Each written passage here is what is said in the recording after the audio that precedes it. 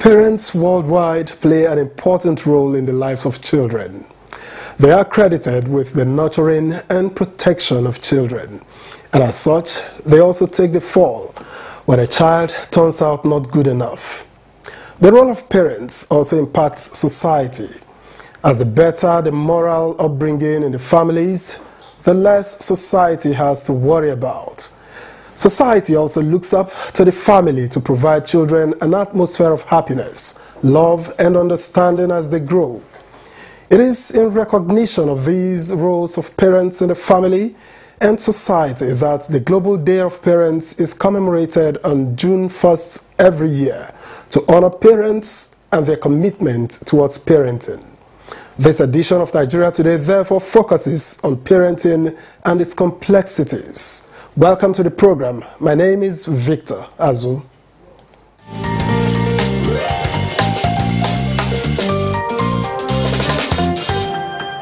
Now joining me to speak on parenting is Uche Anebogu, a guidance counselor and parent. Welcome to Nigeria Today. Thank you. Well, I understand that we will be joined via Skype by Haja Binta Mwazu. As soon as that is sorted out, she is a parent and a grandparent. We'll welcome her when all is set. So let's begin with Uche Anebogu. Let's start by asking, who is a parent? Who is a parent?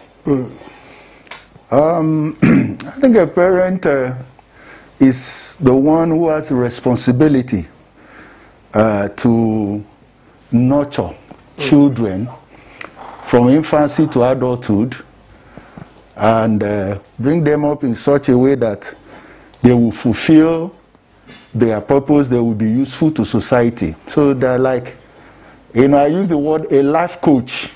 Yeah. A life coach for the children that come into this world.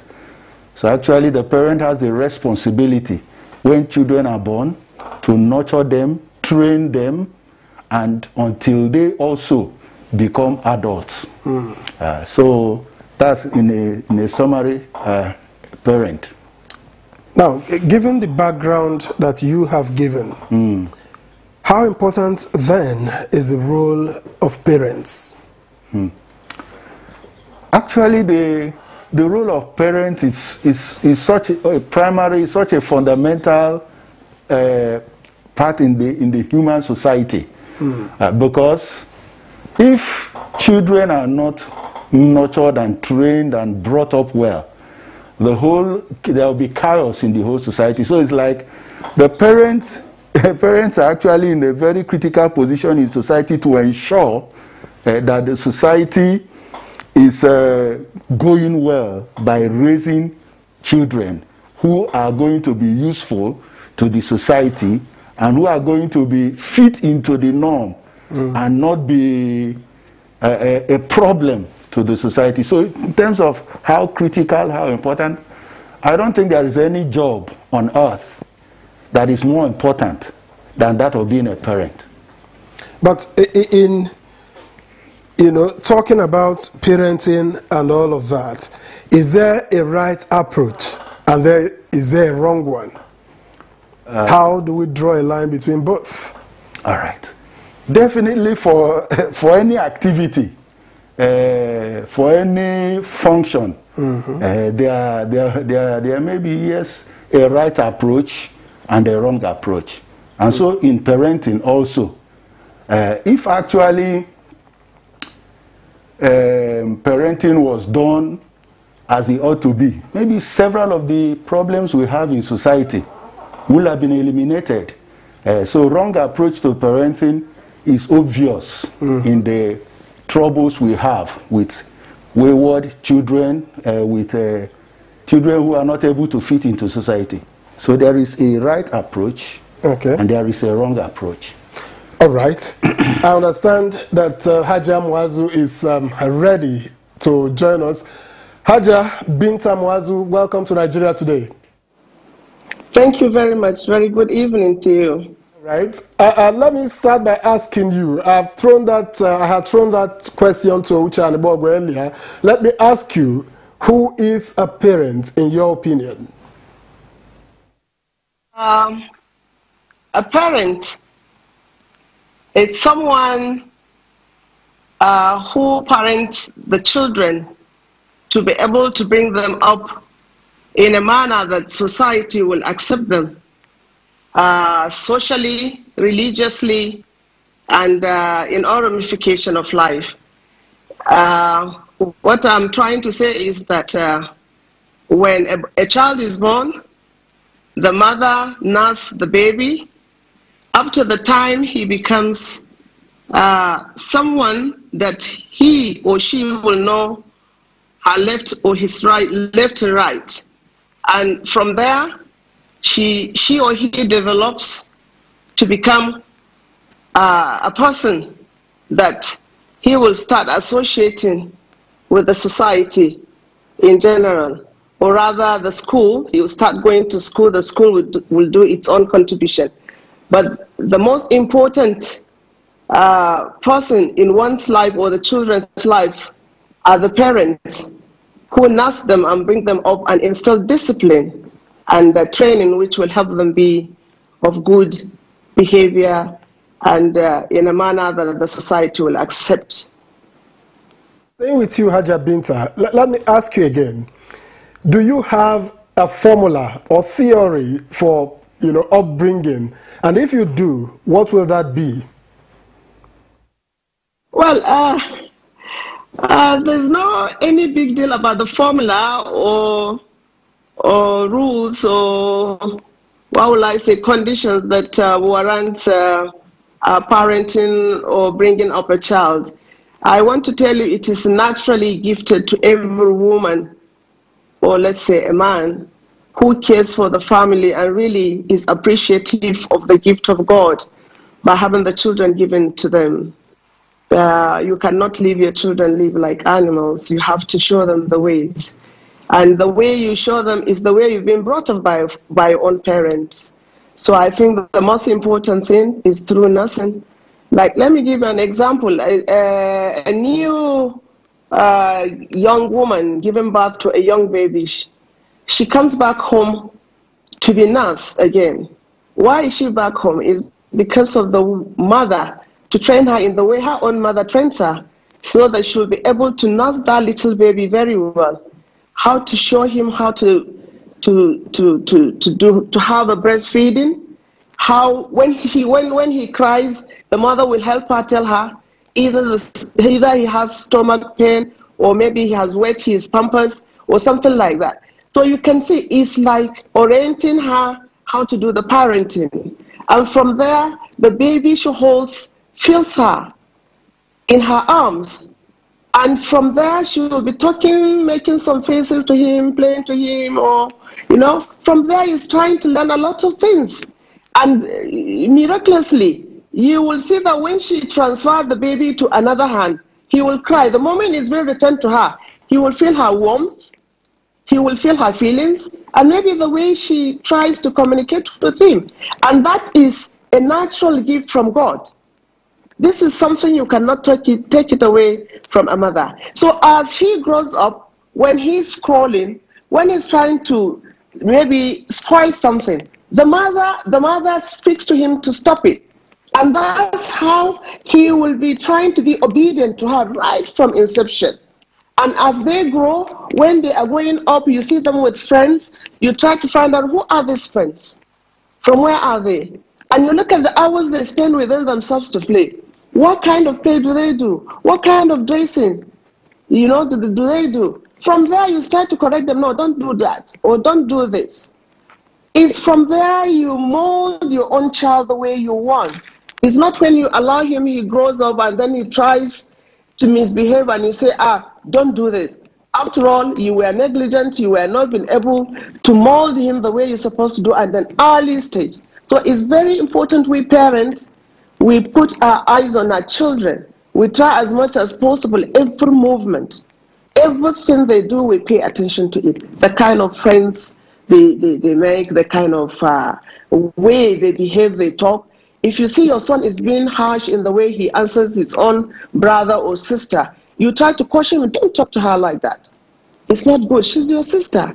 Talk to her politely. Tomorrow you will not do it. Aja, I need to understand. You've talked a lot about, you know, growing up. You are talking about the kids, the very little ones. Now, as the child grows, is there a need to change approach in the way you relate with your child or deal with the child, as an adolescent, and even as a teenager? How are there stages, and how do you adapt or get the child to adapt to what you want to achieve for him or her? Just as I started saying, from the scratch, is what you start from the scratch that helps you build up to how you are going to give him a sense of direction in the way he behaves in, like say, from the primary school to the secondary school to the higher institution, to qualifying as a civil servant or as a business person or as an entrepreneur or as somebody who teaches in school or what have you. It's through all these attitudinal behaviors that you install in your children that will make them be of humble people, God-fearing people, thinking twice before they do something, giving regard to the elderly, looking at people with respect, remembering that God is watching. So you try to teach people manners in a way that they should know that God is watching apart from you, the parents. So once you have this installed in you, you will be able to go anywhere and behave in a manner that you will be at least happy to stay with people, and people will be happy to stay with you. Thank you very much indeed, Aja Binta Mwazu. Let me get back to the studio with Uche Anibogu. Is there need for adjustments, you know, as the children grow? And at what point do you cut them some slack? You know, to say, allow them to decide certain things by themselves, because you are not going to, you know, make decisions for a child all through his life. Yes, of course, just like I said before, it's a life coach, and as the person is growing, the methods of coaching will change, because you're actually developing an individual, and from the beginning you are expecting that that individual, as the individual grows, the individual takes more responsibility. So the issue of cutting slack, it definitely will come at a point in time. Now, for instance, when the children are infants, you take all the decisions for them. You tell them what to do. Show them the right way. That's why what Hajia was saying is quite important, because that foundation at that tender age, from the day of birth, is actually the foundation that you will build upon later. If you miss that initial point, and then tomorrow when they have grown you want to start, you will not get it. So at that initial, you're teaching them, like you said, teach them obedience, teach them submission and all of that. Now, by the time they are coming up, maybe by the time they are getting to 10, 12, you are allowing them to think. You are allowing them to take decisions, like carry them along. Even, okay, sometimes like what we do with our children, we, even at a small age like that, in the primary school, we sell them, okay, this is the school. We sell them idea of the school we want them to go to, and want them to buy into it themselves. Perhaps the course they should study? Yeah, no, well, you could sell the idea, and they still make the decision. Yes, for the courses, we say, okay, pray, okay, let's talk, let's see, let's, you know, so some of the children, you know, I think my fourth child, who are thinking he will go to sciences, but he is now choosing to go to arts. And we say, okay, that's your decision. So at that age, you now begin to involve them, not just say, okay, go and do this, go and do that. You begin to involve them. And even in the issue of discipline also, there is a stage, I believe, that a child gets to. The process of discipline, you can't be too hard anymore, also changes. So now you begin to, of course, at a little age, you apply the discipline, you spank and all of that. But as they go on, there's a point. It's no longer the issue of spanking. It becomes talking to maybe. You know, because you cannot say, okay, no, don't do this. Then you can also apply other forms of discipline, like stay at home, withdrawing privileges, and all of that. All right. Thank you very much, Uche Anibogu. A break beckons now for an important message. Nigeria Today returns shortly.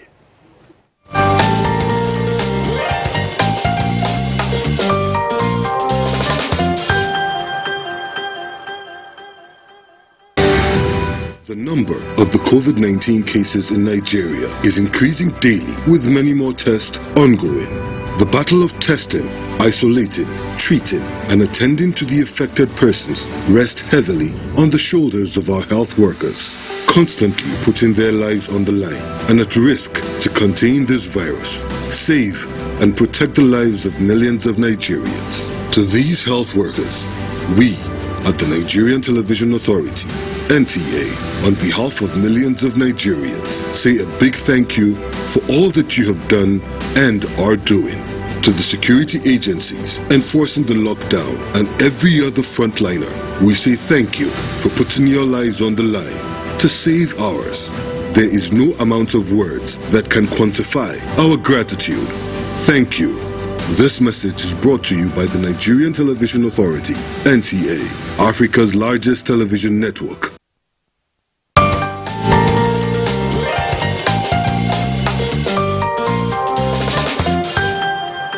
Welcome back.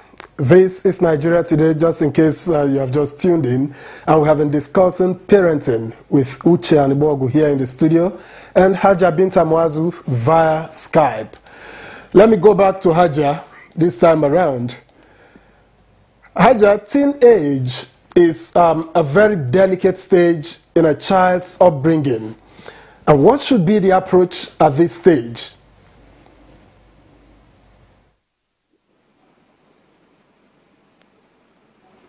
Come again? As a teenage is a very delicate stage in a child's upbringing. What should be the ideal approach at this stage? Ideal way of, I didn't get you properly. Can you please say it again? Teenage, that is when a child becomes a teenager. It is a very crucial stage in a child's development. That is when a child gets to, 13 upwards. What is the right approach to handling or managing a child at this stage? Okay. Just as I said, it is a very easy way to manage your child at that age, though it's a little bit difficult because that is their most stubborn time. But as I'm telling you, once they have a very good orientation, you're able to mold your child right from the beginning. You discipline them in a manner that each and every one of them knows their right and wrong. I tell you, the difficult in parenting them wouldn't be that much, because if they are obedient, they've known their right and wrong, they will try as much as possible, no matter how stubborn they are. The moment they see the presence of the parent, they will try to adjust, because they know that they will not have it the way they want, meaning that they might be disciplined in a manner that it will affect them psychologically or socially or otherwise. What I mean is this: like, if they know that they wrong the parent or they've done something wrong, there's a way that you can punish them. And punishment does not mean you take a cane and beat the hell out of them. But there's something which they so much cherish or respect or like. You can try as much as possible to limit them from having that because of the discipline, because of what they have done. Or you try to keep them away from their friends for some couple of days or for some hours, or what you notice that they like the most, you try as much as possible to prevent them. Telling them that for what you have done, for today you are not going anywhere, or I'm not allowing any of your friends to see you. Or let's say you can even, let me tell you, I have a nephew who is a little bit stubborn. So the moment he hurts us or he does something which is not right, what I know he likes most is his handset. He can't do without his handset. So what I normally do is to seize the handset and tell him, you must behave yourself very well before you can have this handset.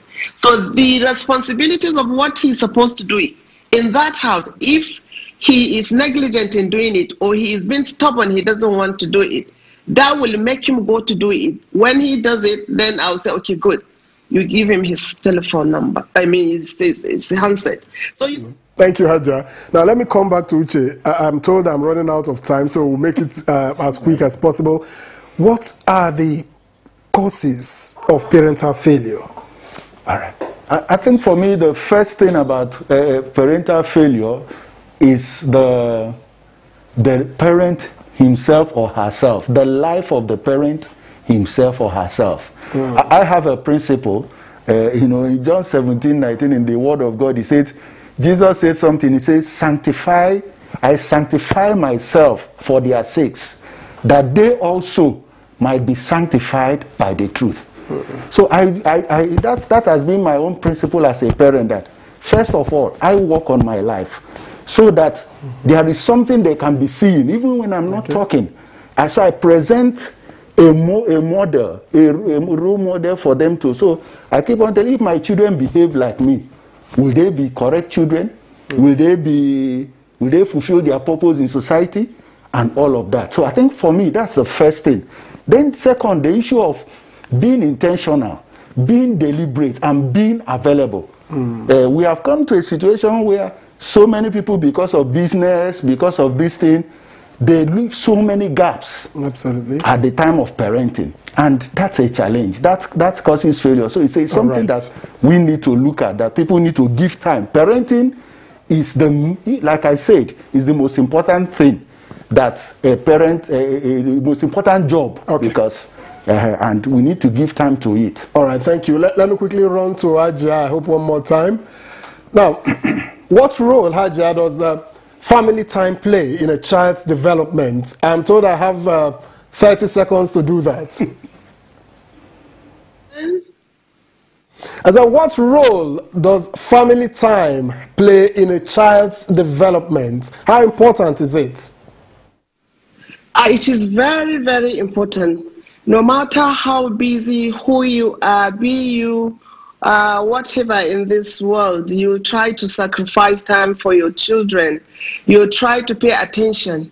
Always observe their attitudes, the manner they behave, the way they talk, who they associate with, and they try as much as possible to make them be humble, very religious. Like the father is going to the mosque, should carry along with the child with him. Like the mother, if she's going to pray, let her go along with her daughter. If she doesn't want to follow her in her room or where she's going to pray, make sure I instruct her to go to pray at any time. And then, like in the school, you try to show them to respect the teachers, to follow the rules that are being set up for them.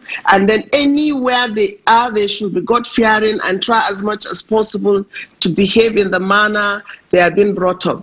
And if you all the time insist on telling them the right thing to do, like my dear colleague who has just spoken, that he's a very principled person, so I am. That's how I am. I have my rules, and if you don't follow, you can enjoy staying with me. And this is how I normally tell my children. I tell them, when you are on your own independently, you do what you like, but when you're under your parents, you have to follow the rules and the regulations. And Tamwazu, thank you for your time and perspectives.